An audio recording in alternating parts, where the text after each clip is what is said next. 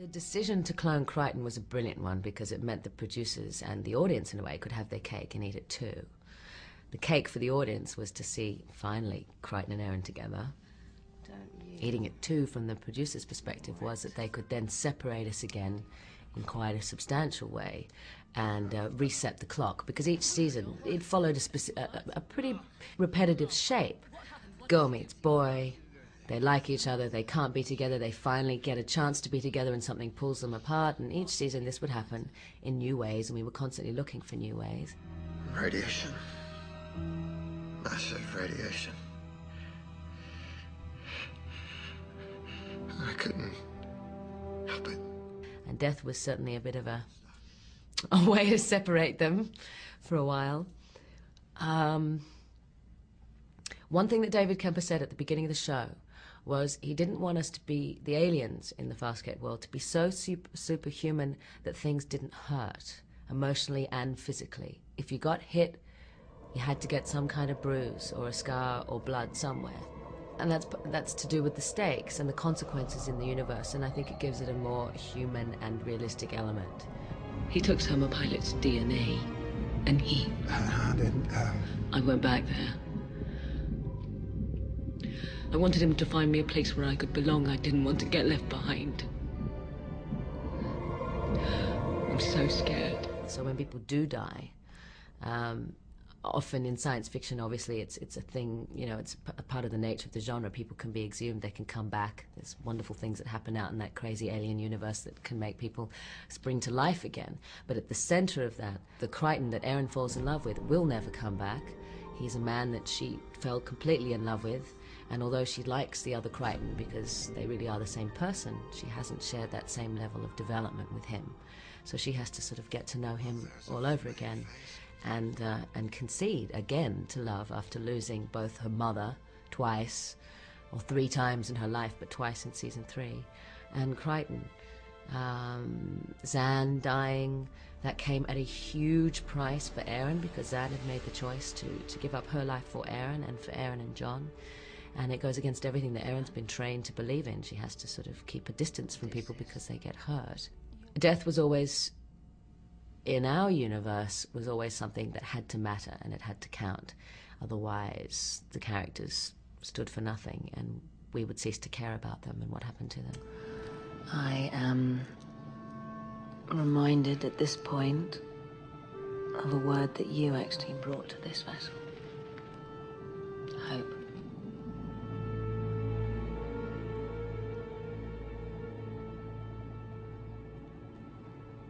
I would be lost without you. Then you'll never be lost. No matter what happened, you have worked your way into my heart.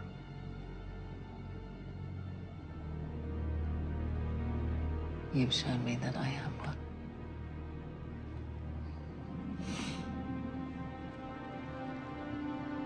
I love you.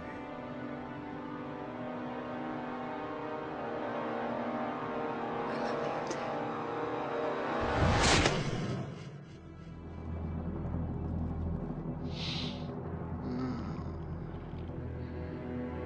You are so my girl. It's difficult in science fiction to improvise as an actor, and I think the writers at first were had chosen the show to work on specifically because their work would end up intact. Not so on Farscape. There were too many things that changed. We were shooting basically the impossible. We had an incredibly difficult schedule. Farscape could not have been made at all in another country. Australia is famous for its fast turnaround television. It's not necessarily very good, but we're famous for it, and we do it. The crew particularly, not necessarily actors, but the crew do it very well, and the actors who are proficient are excellent technicians.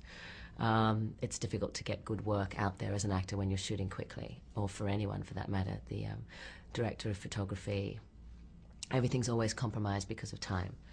So considering the quality that we got in the end, it was miraculous. And because of that, because things were always at such a fast pace, the sets were being turned around in overtime by a lot of people working too hard, things would have to be changed on the day from the script that had been written maybe or devised a month or two beforehand.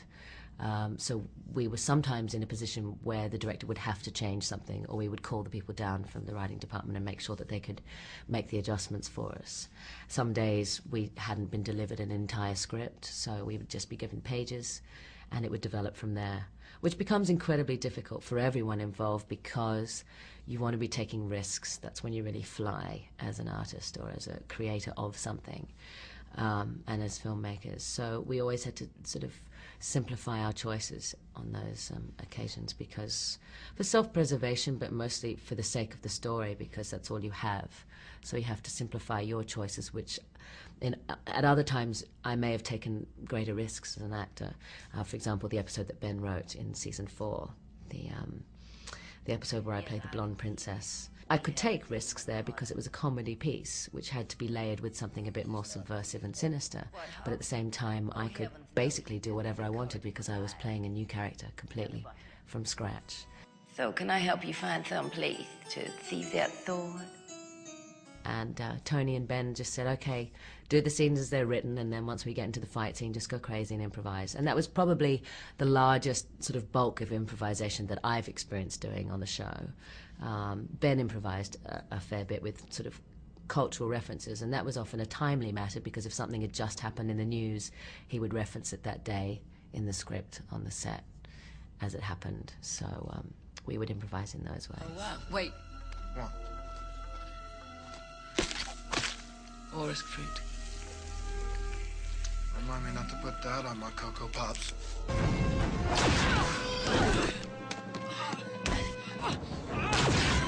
Aaron is the most physical part I've ever had to play, and I totally made it up as I went along because I was the nerd at school that was totally uncoordinated, still am quite uncoordinated, have a very fast metabolism, so I've never, until now, touch wood, had to diet. I have a very healthy appetite, actually. All the crew used to sort of comment on how much food I used to pile on my plate. So I've done a few things here and there when I've actually had an injury from a fight scene, because I'm not trained in martial arts, in case no one had worked that out, because I admire all the women on TV shows who have had, you know, training, because they look incredible. I'd always be taught how to do something a couple of minutes before we did the scene, and I always felt so unconfident about it. So if I had my time again, I'd love to do the training. I was always supposed to train properly with some guys from our special forces, and we could never get it together because Farscape took over our lives in ways that we just could not have imagined. It was bigger than anyone could have expected. And the production office were in the midst of arranging the training, and I was still filming Pitch Black, so I didn't have a chance in hell of doing any sort of physical training before it. And in the breaks, we were always going off on publicity tours, so I just used to say a little prayer, and Dad rang me one night and said, I watched another episode tonight. You had a bit of a limp wrist when you were doing your punches. Thanks, Dad, I remember that. Physically, it was the most draining project I've ever worked on. We didn't work in conditions that were fantastic, I have to say. We weren't in purpose-built studios. We had no proper air conditioning. They did the best that they could. We had sort of Robbie the Robot portable units, which we would attach big tubes to and try and pump cold air into the sets. There were some days where I knew I would not make it through the day unless I was horizontal for about 5 or 10 minutes. So I'd just throw down my lunch and then just have a lie down because it was so exhausting. What are you doing in here, anyway? Oh, I just wanted to, be there. Thank you. Don't mention it. Why would I ever mention it?